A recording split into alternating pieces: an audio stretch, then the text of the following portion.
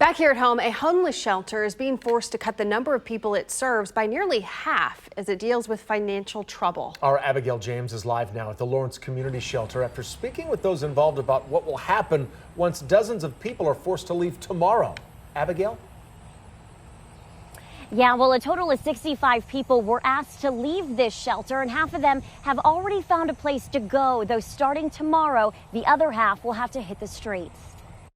Try to survive. For the past month, William Palmer has been living at the Lawrence Community Shelter, but starting tomorrow, that won't be the case. Getting kicked out of the homeless shelter tomorrow, and I don't know where to go. That's the situation for many as they scramble to figure out what's next. I'm worried about a few people, especially some of the elderly that are getting kicked out there. The shelter is reducing its capacity due to a funding shortfall. At the beginning of the year, we started working with the consultant who was hired by the city and the county to help us figure out how to become a more sustainable organization. Per recommendations from that consultant, they needed to increase staffing levels to sufficiently help the number of people staying there. But that meant we also needed more money, and unfortunately, we were not able to bring in enough money to pay for that staff.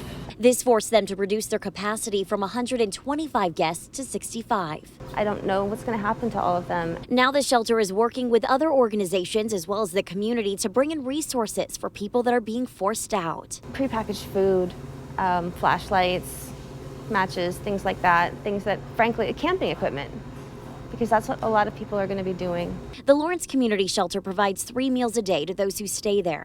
With 65 people leaving, this means other agencies across town, such as Link, a soup kitchen, will also feel that impact. We'll know in maybe a month if we need to up the portions. Now, the people that will stay here at this shelter have been prioritized based on their level of vulnerability. So women will be staying as well as those with disabilities. Now, according to Perry, in order to even be able to allow 30 people back here to the shelter, they would need to raise a total of $150,000. For now, reporting live in Lawrence, Abigail James, KCTV5 News.